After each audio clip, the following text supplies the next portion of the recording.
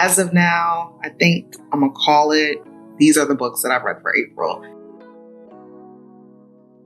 I'm currently reading like 2 books. I honestly do not feel like I will wrap those up in April, so it is what it is. And one of them, when I say what it is, y'all are gonna be like, okay, I understand. Even though I read pretty fast, but yeesh.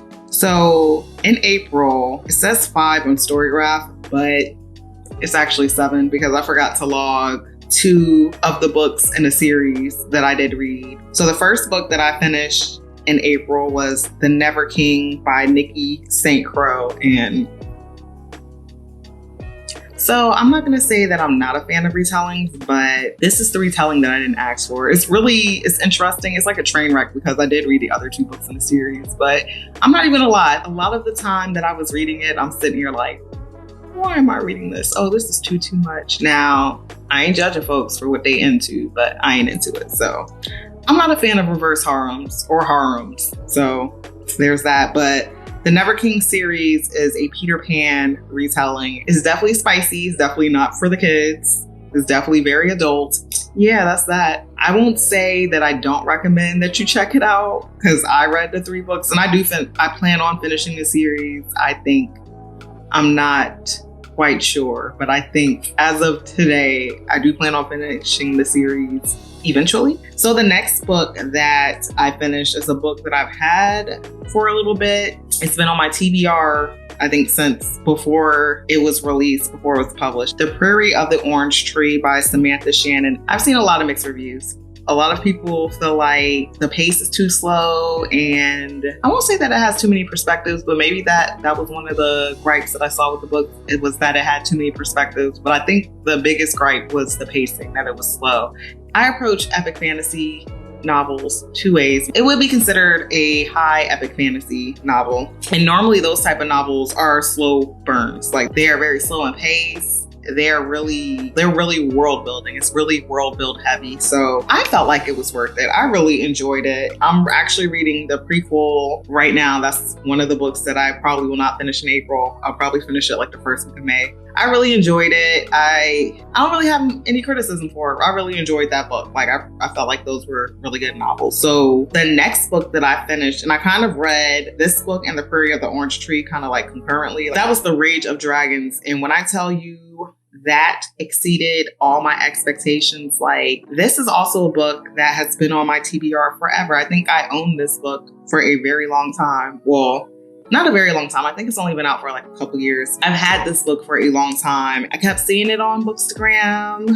Not too much on BookTok, but I kept seeing it on Bookstagram. I kept seeing people post about it. And I was like, I don't know. Because I generally try to read books, fantasy books written by women, because I feel like I tend to enjoy books written from the female perspective. Y'all, it's compared to Game of Thrones a lot. When I make the return of the Slacker Mode Nation podcast, it's coming back very, very soon. I'm thinking about June-ish. But when I make my return for the Slacker Mode Nation podcast, I'm going to go deep into The Rage of Dragons, because I don't know how to talk about a book without spoiling it too much. If you are into epic fantasy and your issue with a lot of epic fantasies is the pacing, is that it's too slow paced for you, then this is the book for you, because the pace is really like, it's a lot of action going on. I highly recommend it. So the second to the last book that I finished in April was the sequel to The Rage of Dragons, which was The Fire of Vengeance. And it did not suffer from the second book syndrome. This book was better than the first book. And I really these 2 books were true 5-star books, in my opinion. It was a good follow-up, and I am very much looking forward to book 3. I don't know if it's like a trilogy or if it's just gonna or if he's gonna keep going with it, but I'm looking forward to whatever he releases next. The author's name is Evan Winter, and from reading these 2 books, he's gonna be like an N.K. Jemisin for me, where I don't care the premise. I'm probably never going to read the blurb, but I'm gonna always buy the book and read the book. Like, that's how good these 2 books were to me. And the last book that I read in April, and this was kind of a buddy read with my daughter. It still is a buddy read with my daughter. She reads a little bit. I've read the book in its entirety because it was that good, but she reads a little bit and we discuss what's going on in the book and what's happening and her thoughts on the book. And she says she's really enjoying it. So it's Amari and the Night Brothers. And she actually bought the book from her school's book fair, the second book from her school's book fair. So I'm excited to get into that. I'm excited for her to find out what happens. This is a really good middle grade book along the grain of, I think a lot of people said if you like the Tristan Strong books, which I kind of want to read with my daughter, but I don't know if my daughter's really going to enjoy it, but I might just get them so I can read it, which is like shocking because I tend to shy away from young adult children's novels. I pretty much try to like keep it adult, but you know, I have little readers. So now I'm at the point where I'm reading these books again, but that was a really good book. Even if your kid doesn't like it, I would definitely like check it out for myself. I like the story. I like some of the themes in it. It deals a lot with acceptance and not being accepted for things that are outside of your control. I think it's just really good for the kids. I loved it. My daughter's enjoying it and I can't wait to read the sequel. Yeah, that's pretty much what I've read in the month of April. You know what? I'm gonna give y'all my stats for April too. Because I started using Storygraph and these stats are a little bit off because, again, I didn't log 2 of the books that I read in April. But so here are my stats. Here are my reading stats for April per Storygraph because I still have to add those other 2. Like when I tell y'all I'm not pressed about those other 2 books, like I kind of recommend the series, but like I don't strongly recommend the series. Anyways. Big ups to Nikki St-Croix because her books are enjoyable. Like I said, it's not my cup of tea, but it is enjoyable. Like the story is actually pretty interesting. But anyways, my reading stats for April. So according to Storygraph, I've read 5 books, 2,516 pages, and listened to 0 hours. Because I usually listen to audiobooks a lot, but I don't know. Lately, I haven't been listening to audiobooks. I don't know. I don't know what's up with that. But I tend to read books that are adventurous, tense, dark, and emotional. So yeah, I like to get in bed. Shout out to Global R&B 96.3. If you know, you know. Y'all know y'all can catch me on the Midday Lounge on Wednesdays and Thursdays. Anyways, as far as pacing goes, I usually tend to read fast-paced books. So most of the books that I read this month were fast-paced. Oh yeah, you know what? Because The Prairie of the Orange Tree was the slowest paced book, and it says 20% medium, and that's yeah. Anyways, this month I've read more books that were over 500 pages. 60% of the books that I read were over 500 pages. 20% were less than 300, and 20% were between 300 and 499. I didn't read any audiobooks. I read 100% fiction, and I'm tripping because I think I challenged myself to read 4 or 5 nonfiction books, and I have nonfiction books. As far as how the genre stacked up, I read mostly fantasy, less than 2 middle grade, which was 1, which was Amari and the Night Brothers. Same thing with LGBTQIA plus representation. That's The Prairie of the Orange Tree. Yeah, Prairie of the Orange Tree. And then romance, which was the Nikki St-Croix. Even though I don't know if I could call that a romance, but I'm not about to go into that format. So 20% of the books that I read were physical print novels and 80% were digital. Big ups to Kindle.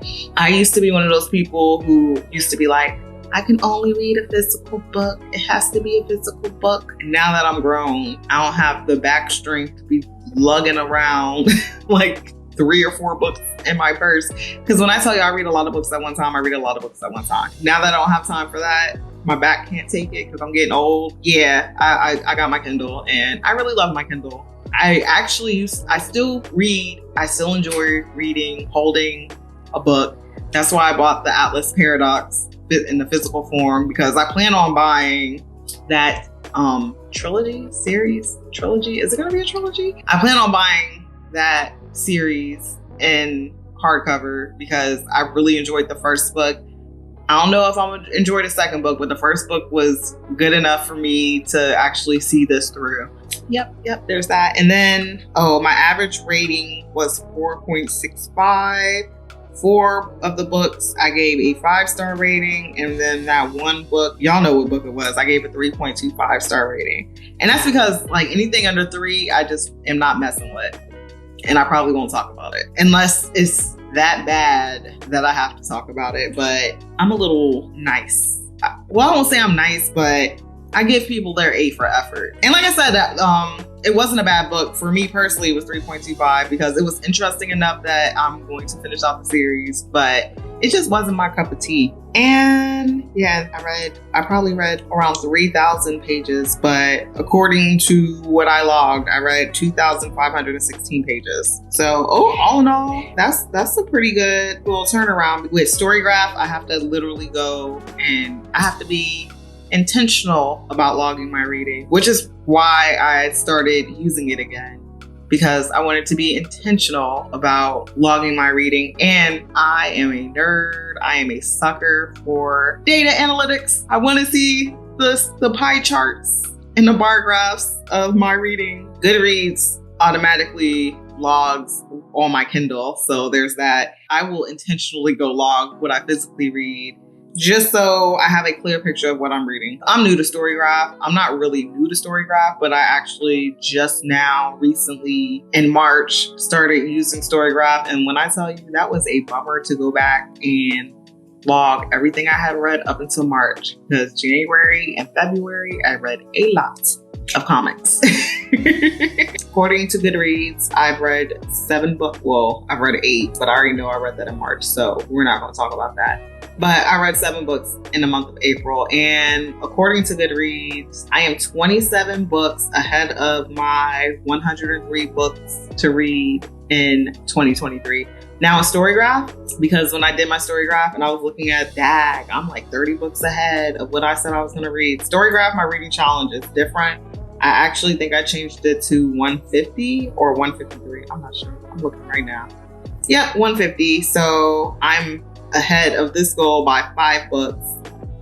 There's books on here that I haven't logged, because on Storygraph it says I have 51 books, and on Goodreads I have 58. So I need to go check out why that is. Oh, I know one of them is because there's a book that I read that was self-published because the person reached out to me to read the book, and I went ahead and got the book and read it. I don't think that it allowed me, because there was a Kindle version, to say that I read it on Goodreads, but it did not allow me to import it into Storygraph. Or maybe I did. I don't know. I don't know what book I'm missing. I'm missing some books on Storygraph. I gotta figure that out. So Goodreads is probably the most accurate view of what I'm reading. So according to Goodreads, I've read 58 books this year. Storygraph is 51. I gotta figure out where those other 7 books went, because maybe Goodreads is off. You never know. Maybe, because that's the thing too. Sometimes it logs that I've read a book twice. So there's that. But yeah, so I'll quickly go through what I'm currently reading. I'm currently reading The Ballad of Perilous Graves by Alex Jennings. I started that March 27th and I kind of put it down because I went on, the epic fantasy hunt. But maybe I might finish this book in April. I don't know though. I don't know about that. And then, this was my nonfiction book. This is one of my nonfiction books, and I'm not DNFing it. I have a habit of putting a book down, starting a book, and then forgetting I put this book down. So the next book is African Samurai: The True Story of Yasuke, a legendary Black warrior in feudal Japan. And this is actually a pretty interesting book. I can't say that I'm going to finish this month either, because I tend to read nonfiction books slower, but I think I'm going to shift into primarily reading this as well as the sequel to Fury of the Orange Tree. I mean, it's not a sequel, it's a prequel, but A Day of Falling Night by Samantha Shannon. And that's another author. I really love The Fury of the Orange Tree. I'm really enjoying A Day of Falling Night. So I'm probably 9 times out of 10 going to check out her Bone Season series, because I've heard good things about that too. There's a few other books that I have on my TBR. That's going to be a whole nother video. Anyways, that is all. I'm a lady named D. Thank you for watching.